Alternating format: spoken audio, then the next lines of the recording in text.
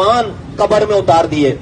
30,000 से जायद माओ ने अपने बच्चे कुर्बान कर दिए हुकूक के नाम पर, हक हासिल करने के लिए, और इलेक्शन में वोट दे दिया।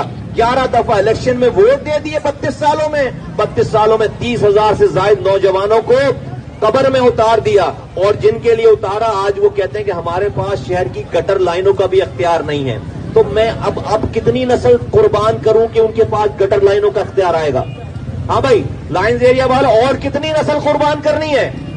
और कितने इलेक्शन जितवाए कि तुम्हारे पास कम से कम गटर लाइनों का अख्तियार आ जाए? आज कहते हैं कि सिंध सेक्रेटेरिएट में हमारी जुबान बोलने वाला एक आदमी भी नहीं है।